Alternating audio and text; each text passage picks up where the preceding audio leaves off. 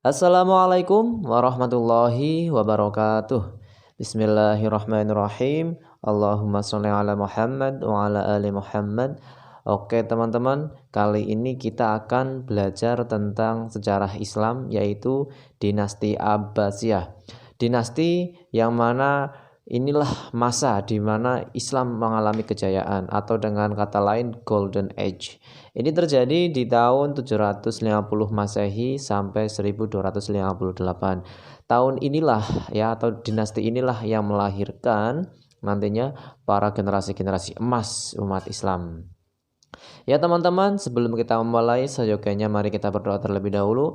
Bismillahirrahmanirrahim. Rabbi zidni ilma, agar Allah senantiasa memberikan keberkahan dan kemudahan ilmu yang akan kita dapatkan. Dan tidak lupa sholawat Allahumma sholli ala Muhammad tercurahkan kepada junjungan kita Nabi Muhammad SAW, yang karena ajaran beliaulah yang akhirnya mengantarkan generasi-generasi emas ya, dari zaman Khalifah Abu Bakar sampai sekarang ya, apalagi dinasti Abbasiyah.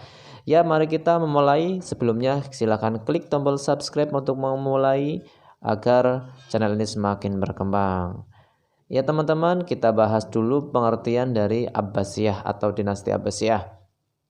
Sebelumnya di video sebelum ini telah saya bahas ya tentang dinasti Umayyah, dan sekarang kita melanjutkan dinasti Abbasiyah. Jadi secara pengertian hampir sama ya. Dinasti itu adalah sebutan bagi keturunan bangsawan tertentu yang berkuasa di suatu tempat. Nah, sedangkan Bani itu adalah sebutan keluarga keturunan dari seorang tokoh terkenal. Nah, Abbasiyah itu adalah nama dari paman termuda Rasulullah yang bernama Abbas. Seperti itu teman-teman. Jadi nanti ada beberapa kalimat yang hampir mirip ya, seperti daulah ya, kesultanan dan yang lainnya. Dan yang intinya nama itu adalah merujuk kepada sistem kekerajaan atau dinasti. Ya, ini kita lihat tentang silsilahnya. Ya, teman-teman, kita lihat silsilahnya, di mana Abbasiyah itu adalah anak dari Abdul Muthalib. Nah, ini Nabi Muhammad SAW ini mempunyai paman namanya Abu Thalib ya. Juga mempunyai paman lagi namanya Abbas. Nah, Abbas itu adalah satu kakek dengan Rasulullah ya. Maksudnya Abbas itu satu kakek dengan Rasulullah. Di Abdul Muthalib. Jadi Abdullah sama Abbas itu kakak adik ya. Nah, ini kalau dinasti Umayyah ini di sini dinasti Umayyah. Jadi yang Abdul Syam ya, di sini nanti ada anaknya Umayyah dan sampai keturunannya yaitu Muawiyah bin Abi Sufyan. Nah, inilah yang mendirikan dinasti Umayyah. Nah, kalau di sini adalah dinasti Abbasiyah. Ya, teman-teman, ini di Abbas mempunyai anak namanya Abdullah. Nah, Abdullah itu nanti mempunyai anak namanya Ali. Nah, Ali itu nanti mempunyai anak namanya Muhammad ya. Muhammad itu nanti punya anak namanya Abdullah. Lah, inilah yang nanti mendirikan atau khalifah pertama di di dinasti Abbasiyah. Nah, ini yang menjadi khalifah kedua. Nanti kita bahas sedikit sejarahnya ya. Oke, sekarang kita masuk ke sejarahnya. Oke, teman-teman. Sorry. Ini ada sejarah berdirinya dari dinasti Abbasiyah. Ya, kita lihat dinasti Umayyah itu, jadi yang namanya sejarah berdirinya Abbasiyah itu tidak terlepas dari sejarah kemundurannya Umayyah. Karena dinasti Abbasiyah sejatinya adalah melanjutkan dari eksistensi dinasti Umayyah. Nah, kalau kita melihat di dinasti Umayyah itu menganak emaskan ya, mengistimewakan bangsa Arab, yang akhirnya akan menimbulkan fanatisme golongan atau asabiyah, keturunan bangsa Arab. Nah, atas bangsa lain dan menganggap rendah kaum muslimin non-Arab yang bernama atau istilahnya adalah Mawali. Ini merupakan kasta yang dibuat oleh dinasti Umayyah. Karena selain bangsa Arab itu sendiri, banyak sekali orang-orang atau suku-suku atau kelompok yang berbeda dari dinasti Umayyah, yaitu kaum Persia ya, kaum Persia dan yang lainnya. Nah, terus di dinasti Umayyah itu selalu menindas para pengikut sahabat Ali dan Bani Hashim. Dan inilah yang nantinya akan memunculkan golongan yang selanjutnya, yaitu golongan Syiah, dan ini adalah golongan pengikut Abbas ya, yaitu Bani Hashim. Nah, kelompok-kelompok ini bersatu dan dikoordinasi oleh keturunan Al-Abbas. Bersatu untuk apa? Untuk menentang dari dinasti Umayyah itu. Nah, karena singkat cerita bersatunya mereka sudah menyusun rencana penyerangan sehingga terjadilah pemberontakan atau terjadi pertempuran ya. Pertempuran itu terjadi di Sungai Zab. Nah, dalam pertempuran itu Bani Abbas mendapatkan kemenangan. Akhirnya Marwan itu adalah khalifah Umayyah yang terakhir, terbunuh di Mesir. Nah, setelah itu kemudian Daulah Bani Abbasiyah itu resmi berdiri. Tepatnya itu di tahun 132 Hijriah. Nah, sekarang kita melihat siapa aja tokoh pendiri ya. Tokoh pendiri dari tokoh pendiri dari dinasti Abbasiyah ada beberapa ya. Yang jelas ini adalah orang yang sangat berperan. Yang pertama adalah Ali bin Abdullah bin Abbas. Ini adalah awal mula dari gerakan Abbasiyah itu dimulai ketika zamannya Khalifah Umar bin Abdul Aziz, yaitu di dinasti Umayyah. Ini sudah mulai, akan tetapi belum terlalu terlihat. Dilanjutkan oleh anaknya yaitu Muhammad bin Ali bin Abdullah. Ya, terus ini juga meninggal, dilanjutkan oleh Ibrahim ya. Nah, terus ini ada panglima ini Abu Muslim Al-Khurasani yang nantinya ini akan berjasa dalam penumpasan atau penyerangan dinasti Umayyah. Terus ada juga Abul Abbas As-Sofah, ini menjadi khalifah pertama. Terus ada juga Abu Ja'far Al-Mansur yang menjadi khalifah kedua. Ini beberapa tokoh yang berperan terhadap berdirinya dinasti Abbasiyah. Selanjutnya kita melihat nih khalifah periode 1 ya. Jadi ya, kalau dalam bukunya Badr Yatim itu ada periodisasi dinasti Abbasiyah, itu dibagi menjadi 5 ya. Ya, tentunya periode 5 itu ada khalifahnya masing-masing. Nah, di periode 1 ini dimulai dari Abul Abbas As-Sofah itu sendiri. Oh ya teman-teman, kenapa As-Sofah ini mendapatkan gelar As-Sofah? Ya, jadi di pertama penubatannya dia tuh berpidato dan mengatakan diri itu adalah As-Sofah, yang artinya adalah sang penumpah darah.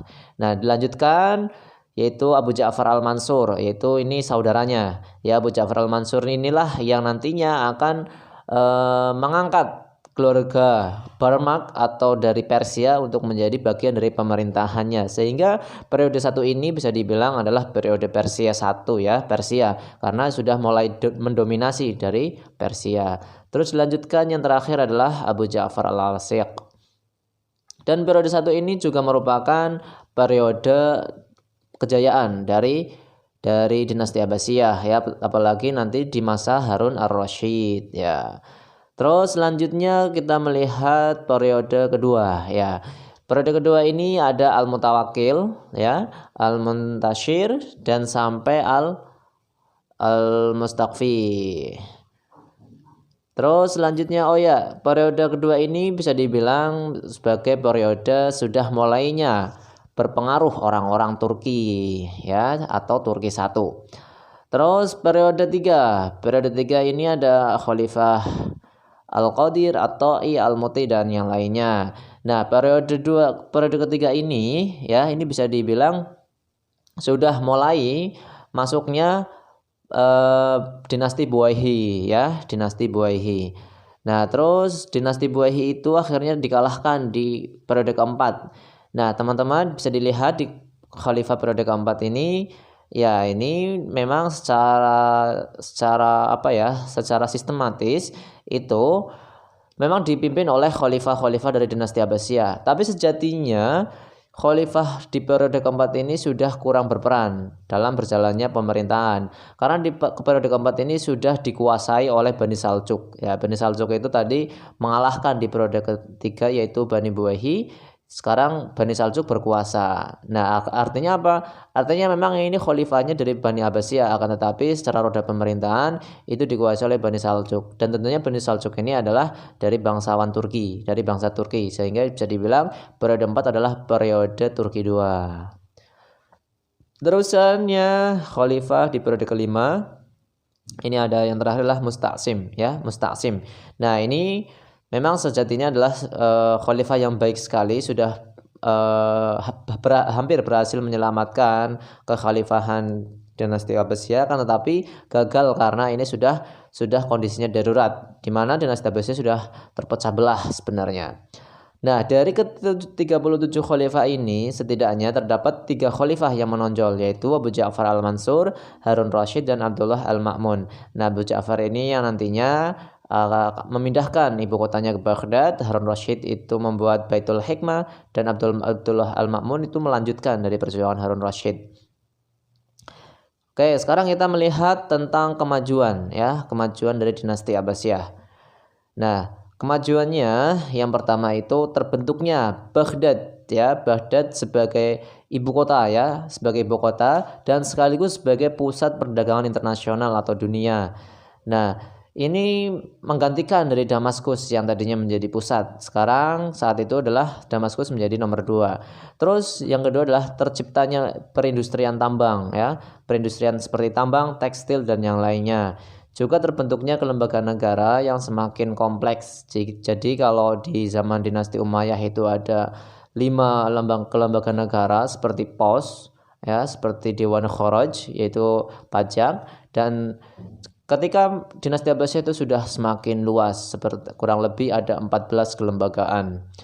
Yang keempat itu penerjemahan manuskrip Yunani, Persia, India. Jadi ketika kekuasaan Islam sudah semakin maju, sudah semakin luas, apalagi ibu kota Baghdad itu adalah merupakan kekuasaan Persia dulunya, sehingga bertemulah dengan peradaban-peradaban atau ilmu-ilmu yang budaya sebelumnya tinggalkan seperti budaya Persia, sehingga nantinya akan ada manuskrip-manuskrip kuno yang diterjemahkan dari bahasa Yunani, Persia maupun India ke dalam bahasa Arab, sehingga memunculkan dinamika keilmuan di situ, ya. Selanjutnya nomor 5 didirikannya perpustakaan Baitul Hikmah. Nah, Baitul Hikmah inilah yang menjadi perpustakaan negara. Akan tetapi perpustakaan ini tidak hanya sebatas mengoleksi buku-buku atau buku-buku kuno dari kerajaan-kerajaan, tapi juga sebagai pusat penelitian, ya, pusat kegiatan studi dan riset astronomi dan matematika. Sehingga ini seolah-olah menjadi pusat pendidikan dari dinasti Abbasiyah itu sendiri.